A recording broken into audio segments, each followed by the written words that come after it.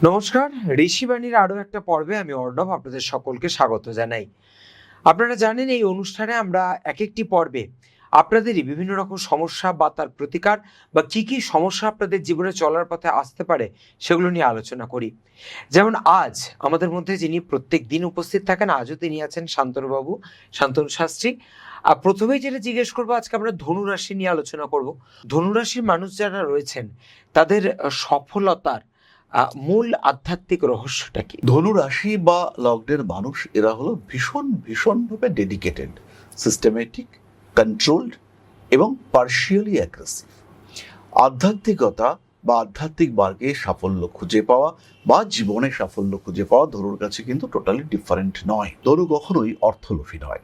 ধনুর ভোগের মধ্যেও একটা নিয়ন্ত্রণ খোঁজার চেষ্টা ধনু পছন্দ করেন। ধনু একটু তোষামোদ পছন্দ করেন, এটা একদম ঠিক কথা। ধনুরাশি বা লগ্নের মানুষদের এটা খারাপ লাগতে পারে, কিন্তু আত্মপ্রশংসা এটা ধনু পছন্দ করেন। সিস্টেম পছন্দ করেন ধনুরাশি বা লগ্নের মানুষরা, আর এই সিস্টেমকে মেনটেন করবার জন্য যা যা প্রয়োজন সেটা পছন্দ করেন ধনুরাশি বা লগ্নের মানুষরা। কারণ তারা জানেন এই সিস্টেমই আমাকে সাকসেস দিতে পারে, আমার পার্সোনালিটি আমাকে সাকসেস দিতে পারে, আমার চিন্তা ভাবনা, শিক্ষা, বিদ্যা, দক্ষতা তারা পারে আমাকে সাকসেস দিতে। আর তাই ধনু কিন্তু একটু ডিরেকশনাল হয়ে যান এবং সাফল্য প্রাপ্তির জন্য তারা আধ্যাত্মিকতাকে তো গ্রহণ করেনি, কিন্তু সেটা যদি প্রয়োজন হয়। ধনুরাশি বা লগ্নের মানুষদের জীবনে আধ্যাত্মিকতার গভীর প্রয়োজনীয়তা রয়েছে, যদিও বেশিরভাগ ধনুরাশি বা লগ্নের মানুষজন তারা এই আধ্যাত্মিকতার মর্মার্থ উপলব্ধি করতে ব্যর্থ হন। তারা ডিসাইড করতে পারেন না আমার কি স্পিরিচুয়াল হওয়া উচিত, আবার কি প্রত্যেক দিন একটু করে জপ সাধনা এটা করা উচিত, এটা কতটা পজিটিভ, এটা বুঝতে অনেকটা দেরি হয়ে যায় ধনুরাশি বা লগ্নের মানুষদের। আর তখন ধনু কিন্তু তার প্রজেক্ট থেকে অনেকটাই সরে এসেছেন। এই সময় দাঁড়িয়ে ধনুরাশি বা লগ্নের মানুষটার পক্ষে ডিসিশন নেওয়া খুব মুশকিল, কোন পথে যাব। এমনিতেই দত্তক প্রকৃতির রাশি, তাই ডিসিশন মেকিং এদের জন্য টাফ। তাই অভিজ্ঞতাকে ভরসা করতে হবে ধনুরাশির মানুষদের। আধ্যাত্মিক পথে গ্রোথের জন্য অভিজ্ঞতা, সঠিক গুরুচয়ন, মানুষের সঙ্গে সুসম্পর্ক বৃদ্ধি, বিভিন্ন বয়সের মানুষের সঙ্গে অ্যাটাচমেন্ট বাড়িয়ে তোলার চেষ্টা, এই কাজগুলো করতে পারেন ধনুরাশি বা লগ্নের মানুষরা। তাহলে যারা ধনুরাশির যে সমস্ত মানুষরা আধ্যাত্মিকতায় বিশ্বাস করছেন বা যারা এটার ওপর ভরসা করে জীবনে সঠিক দিশা খুঁজতে চাইছেন, তারা কি কি অভ্যাসের মধ্যে দিয়ে যেতে পারেন? খুব সাধারণ অভ্যাস, কিছুটা ব্রিদিং এক্সারসাইজ, রেগুলার বেসিসে পুরাণ পাঠ, রামায়ণ, মহাভারত, গীতা কিংবা আমাদের যে অষ্টাদশ মহাপুরাণ রয়েছে সেইগুলো পাঠ, এগুলো ধনুরাশি বা লগ্নের মানুষদের কনফিডেন্স অটোমেটিক্যালি বাড়িয়ে তোলে। সবচেয়ে বড় কথা, ধনুর মধ্যে যে সুপ্ত প্রতিভা রয়েছে সেটাকে ক্রমাগত জাগ্রত করা।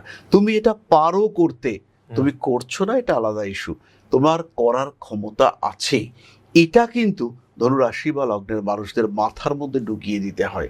আর এটার ফলেই তৈরি হয় ধনুরাশি বা লগ্নের মানুষদের মধ্যে বিশেষ অভ্যাস।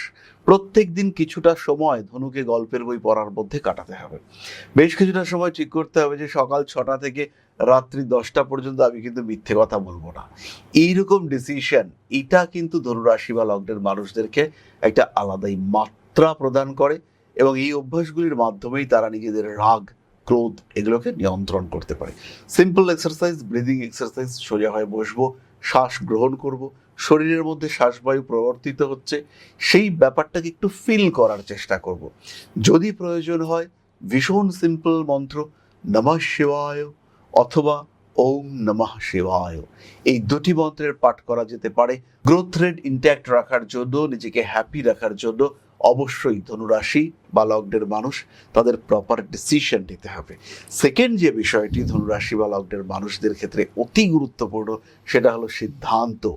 ধনু কখন ভুল করছেন, কিভাবে ভুল করছেন, কোন দিকে ভুল করছেন, সেই ভুলটার পরে আপনি আদৌ শিখলেন কিনা অথবা আপনি এই একই ভুল আবার করতে যাচ্ছেন কিনা সেটা আপনাকে জানতে হবে। একটা ছোট্ট উদাহরণ দিয়ে, এক ভদ্রলোকের 4টে ট্রাক ছিল। সেই 4টে ট্রাকে করে তিনি কাঠ সাপ্লাই করতেন। একটা পুকুরের পাড়ে সেখানে কাঠ আসতো, সেই কাঠ তিনি সাপ্লাই করতেন। এবার হঠাৎ একদিন একটা কাঠ বোঝাই গাড়ি পুকুর থেকে গড়িয়ে জলের মধ্যে পড়ে গিয়েছে। ধনুরাশি বা লগ্নের মানুষরা তারপরে দীর্ঘদিন ধরে চেষ্টা করছেন ওই গাড়িটাকে আবার মেনটেন করা যায় কিনা, ওই ব্যবসার টাকাটাকে রিকভার করা যায় কিনা, এখানেই কিন্তু ধনুকে ডিসিশন নিতে হবে, না আর নয়, এই ব্যবসার এবার পরিবর্তন দরকার। এই ব্যবসা থেকে যখন আমি নেগেটিভিটি পেতে শুরু করেছি, তাহলে এখন আমাদের আর এই ব্যবসার মধ্যে সংযুক্ত থাকা বা জড়িয়ে থাকা এটা কিন্তু উচিত নয়। খুব গুরুত্বপূর্ণ বিষয় যেটা হলো সেটা হলো ডিসিশন মেকিং পাওয়ার, অর্থাৎ সিদ্ধান্ত নিতে হবে। সঠিক সময় সঠিক সিদ্ধান্ত নেওয়া কিন্তু বদলে দিতে পারে ধনুরাশির ভাগ্য। এরপর যে বিষয়টা জিজ্ঞেস করব, ঈশ্বরের প্রভাব ধনুরাশির মানুষের মধ্যে, এই ব্যাপারটা যদি একটু বলেন। ধনুরাশি বা লগ্নের মানুষ তারা যে বিরাট আধ্যাত্মিক চেতনা সম্পন্ন, তারা সবসময় ঈশ্বর নিয়ে নাম জপ তপ ইত্যাদি করছেন, তা একেবারেই নয়। ধনুরাশিও ভীষণ ভীষণ কার্মিক। তবে ব্যক্তিগত প্র্যাকটিসে আমি দেখেছি ধনুরাশি বা লগ্নের মানুষ তাদের কিন্তু জীবনে বহু প্রতিবন্ধকতা ফেস করতে হয়। অদ্ভুত বিষয়, লগ্নপতি বৃহস্পতি তার যে দশা ধনুপ্রাপ্ত হয়ে থাকেন, সেই দশার ক্ষেত্রেও কিন্তু একটা টাইম ব্যাপার দেখতে পাওয়া যায়। একটা নির্দিষ্ট সময় ওই দশাটা থাকে এবং তারপর ধীরে ধীরে ব্যাপারটা কমতে শুরু করে। তো ধনুরাশি বা লগ্নের মানুষ তারা যদি কনসিস্টেন্সি নিয়ে আসতে পারেন, তারা যদি স্থিরতা অর্জন করতে পারেন, তাহলে ধনুরাশি বা লগ্নের মানুষদের আর পিছনে ফিরে দেখতে হবে না। শত্রুতাবিহীন আনন্দময় জীবন তিনি প্রাপ্ত হবেন, তিনি উপহার হিসেবে পাবেন। ইউনিভার্স রয়েছে, দেবদেবী রয়েছেন, মাহাত্ম্য রয়েছে, পুরোহিত মশাই দেবতার তো পুজো করছেন, কিন্তু তার মধ্যে যে প্রপার মন্ত্রের প্রয়োগ, এটা কিন্তু আমরা পুরোহিত মশাইয়ের কাছে পাই না।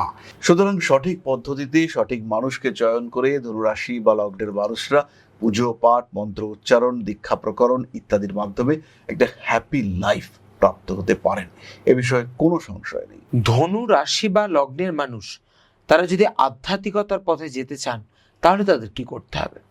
ধনু রাশি বা লগ্নের মানুষদের অধিপতি, তাদেরকে যে কন্ট্রোল করছেন, তিনি দেবগুরু। ফলে আধ্যাত্মিকতার পথে যদি ধনু যেতে চান, তাহলে এই আধ্যাত্মিকতাকে উপলব্ধি করতে হবে, বুঝতে হবে আমি কি চাইছি। আমি কি মাতৃভক্ত হতে চাইছি? আমি কি মায়ের পুজো শিখতে চাইছি? আমি কি তন্ত্র শিখতে চাইছি? না আমি আমার আত্মাকে বিকশিত করতে চাইছি। এক্সাক্ট রিকোয়ারমেন্ট বুঝতে হবে। আধ্যাত্মিকতার অর্থ হলো আত্মাকে উন্মুক্ত করা এবং তার কোয়ালিটিগুলিকে রিয়ালাইজ করা। ধনুরাশি বা লগ্নের মানুষজন যদি এই পথে হাঁটতে চান, তাহলে তাদের মধ্যে কিছু অদ্ভুত প্রিজুডিস রয়েছে, সেগুলিকে অতিক্রম করতে হবে। এখানে কিন্তু গুরুর ওপর নির্ভরশীলতা সবচেয়ে ভালো পন্থা। গুরু সিদ্ধ মন্ত্র প্রদান করবেন, সেই মন্ত্রের রেগুলার জপ, সেটা ধনুরাশি বা লগ্নের মানুষদের নেগেটিভিটিকে ক্রমাগত কাটিয়ে দেবে। সমস্যা যাই আসুক না কেন, ধনুর আধ্যাত্মিক যাত্রা সেটা ভীষণ ভীষণ পজিটিভ হতে দেখতে পাওয়া যাবে। কখনো কখনো ধনুকে আমরা দেখেছি ইমোশনাল হয়ে পড়েন, যদিও এটা ধনুর ইন্টারেস্টিং কোয়ালিটি নয়, তারা অনেক বেশি রিজিড ডিসিশন নেওয়ার ক্ষমতাযুক্ত হতে পারেন। কিন্তু ধনু রাশির ক্ষেত্রে আমরা যদি দেখি যে চন্দ্রের সঙ্গে বৃহস্পতি বা শুক্রের কোনো সম্পর্ক হয়েছে, সেই ক্ষেত্রে তারা অতি দ্রুত আধ্যাত্মিক মার্গে গমন করতে পারবে। আবার যদি আমরা কারোর ক্ষেত্রে দেখি যে শনি কেতু অ্যাটাচড হয়ে রয়েছে, তাদেরও আধ্যাত্মিক মার্গে যাত্রার সম্ভাবনা অনেক বেশি। এর সঙ্গে সঙ্গে অল্প বিস্তর মেডিটেশন করতে হবে এবং আমি কি চাইছি ইউনিভার্স যাতে আমাকে সেটা পাইয়ে দেয়, তার জন্য ইউনিভার্সের কাছে প্রে করে যেতে হবে কন্টিনিউয়াসলি। তাহলেই কিন্তু ধনুরাশি বা লগ্নের মানুষ তারা হ্যাপি থাকবেন, টোটাল হ্যাপিনেস তারা প্রাপ্ত হবে। তাহলে আপনারা জেনে নিলেন হ্যাপি লাইফ পেতে গেলে ধনুরাশির যারা জাতক জাতিকা তারা ঠিক কি করতে পারেন। আগামী দিনে আরো বিভিন্ন রাশি নিয়ে বিভিন্ন সমস্যা নিয়ে চলে আসবো আপনাদের সামনে। তার জন্য অবশ্যই দেখতে হবে নিয়ম করে আমাদের অনুষ্ঠান। ভালো থাকবেন সবাই, আজ এখানেই শেষ করলাম। নমস্কার। নমস্কার। জয় মা আদিশক্তি।